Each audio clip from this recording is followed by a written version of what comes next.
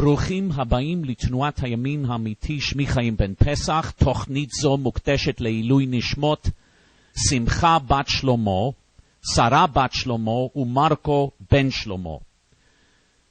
הבוגדים של שלום עכשיו, הארגון השמאלני קיצוני הזה, כבר ערכו 80 או 90 סרטוני השמצה נגד תנועתנו, תנועת הימין האמיתי, ונגדי אישית, נגד חיים בן פסח. והם מתכוונים, ככה הם הודיעו לי לפחות, לעשות סרטון על וולטר ברק. וולטר ברק היה יהודון בוגדני, ואני פוצצתי פצצה נגד הרכוש שלו, ואני רוצה להסביר למה עשיתי זאת. כי בוגדי שלום עכשיו רוצים לטעון, שחיים בן פסח, אני רוצה שאתם תדעו את העובדות על וולטר ברק. מי הוא היה ולמה פוצצתי פצצה נגד הרכוש שלו.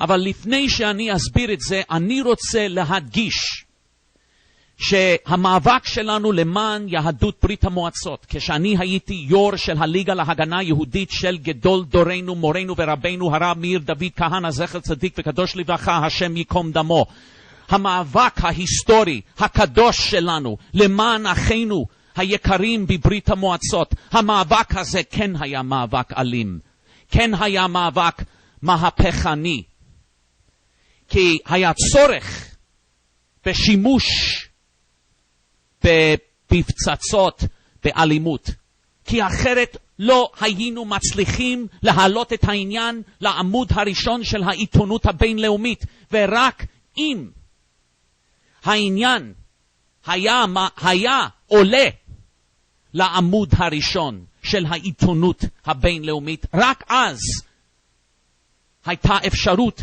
לשחרר את אחינו.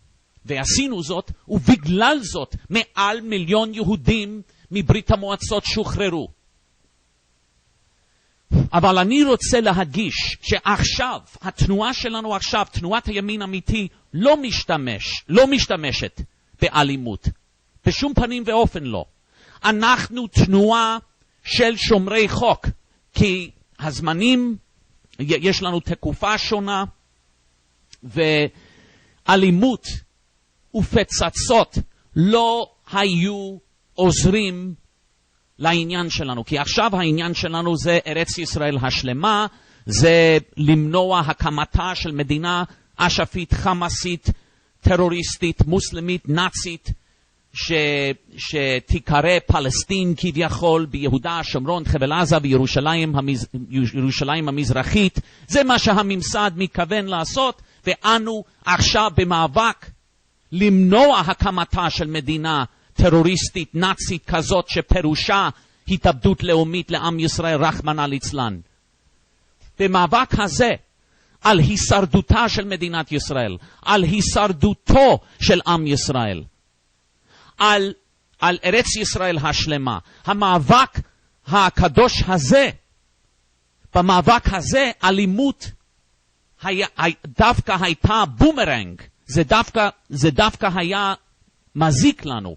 אז אנחנו שומרי חוק. מה שאני עשיתי לפני הסובייטים, זה היה לפני 25 שנים, אני בן 53 דרך אגב, ואני עשיתי מה שעשיתי למען אחינו בברית המועצות, זה היה לפני 25 שנה. אני שומר חוק מעל 20 שנה כבר. אז אם אתם רוצים להצטרף לתנועה שלנו, שתדעו, אנחנו שומרי חוק. אנחנו לא מפרים את החוקים, אפילו חוקים שאנחנו לא מסכימים איתם, כי יש הרבה חוקים בולשביקים במדינת ישראל, לצערנו הרב, אנחנו לא מסכימים איתם, אבל אנחנו בכל זאת שומרי חוק. אנחנו לא מתעסקים באלימות או בשום דבר שמפר את החוקים של המדינה. אנחנו לא עושים זאת. אז תוכלו להצטרף אלינו בלי שום דאגה על הפרת החוקים. אבל כשהייתי יו"ר של הליגה להגנה יהודית, שזה כן היה ארגון שהשתמש באלימות למען למען שחרור אחינו, כי היה צורך. כשהייתי היו"ר של הליגה, אני כן פוצצתי הרבה פצצות נגד אויבי עם ישראל. נגד סובייטים, נגד מטרות ערביות וכו'. אני הכנתי אלון, כשהרב כהנא ביקש ממני לחדש את הליגה, כי הליגה מתה. אז כשאני סיימתי משפט של שחרור על תנאי בשביל משהו שעשיתי, אני הייתי יכול שוב להיות פעיל בליגה, והליגה מתה, והרב כהנא אמר לי, חיים, אתה חייב לחדש את הליגה, כדי לנהל מסע בינלאומי לשחרר את אחינו. אחרת אחינו לא ישתחררו. אז כשאני עשיתי זאת, הדבר הראשון שעשיתי, הכנתי אלון, ובאלון אני הסברתי מה אנחנו רוצים לעשות כדי לשחרר את האחים שלנו בברית המועצות, והייתה הכתובת שלנו אם אנשים היו מעוניינים. וולטר ברק, שם רשעים ירכב, היהודון הזה, טען שהוא הליגה. אנחנו לא הליגה, הרב כהנא לא הליגה, אנחנו לא הליגה, הוא הליגה. הוא לא עבד עם אף אחד, אבל הוא לקח את האלון שלנו, הוא העתיק את האלון שלנו, והוא שלח את האלון שלנו לאלפי יהודים, והוא טען שזה האלון שלו. והוא מחק את הכתובת באלון, והוא שם כתובת משלו, כדי שאנשים ישלחו תרומות כספיות לא לכתובת שלו, לארגון הפיקטיבי שלו. זאת אומרת, הוא היה גנב מנוול, ג'וק מסריח, גנב מנוול, ימח שמו וזכרו.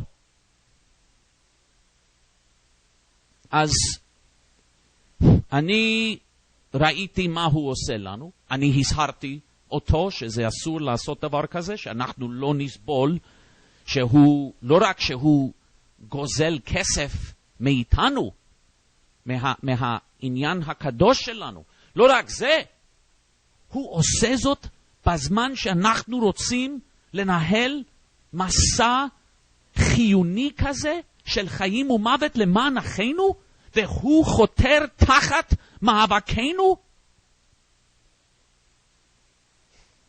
הוא סירב להפסיק, והוא המשיך לשלוח את האלון שלנו, שהוא גזל מאיתנו לאנשים, כדי שהוא יכול לגזול כסף לעצמו, ואנשים חשבו שהם עוזרים לנו, וזה לא, זה היה הוא.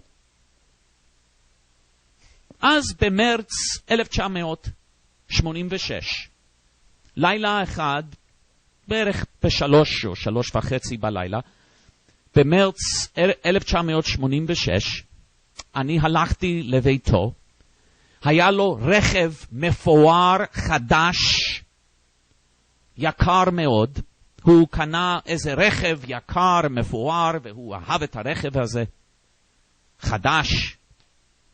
ואני שמתי פצצה תחת הרכב שלו. אף אחד לא היה ברכב, אבל אני שמתי פצצה שם. והפצצה הרסה את הרכב בקליל.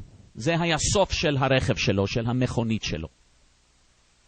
כתוצאה מהפצצה הזאת, אז הוא הפסיק להתחזות כאילו הוא מייצג את הליגה. אז היו דרך אגב גם כן אולי 10 מזויפים אחרים שעשו אותו דבר, שהם טענו שהם הליגה, כולם עשו זאת אז.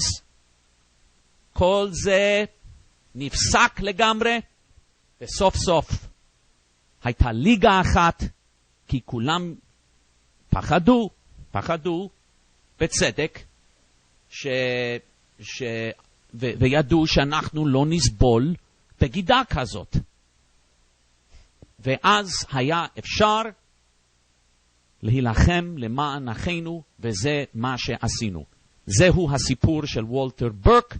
אני כן ישבתי בכלא בגלל זאת, ובגלל הרבה דברים אחרים שעשינו, אבל הכל היה לטובת עם ישראל.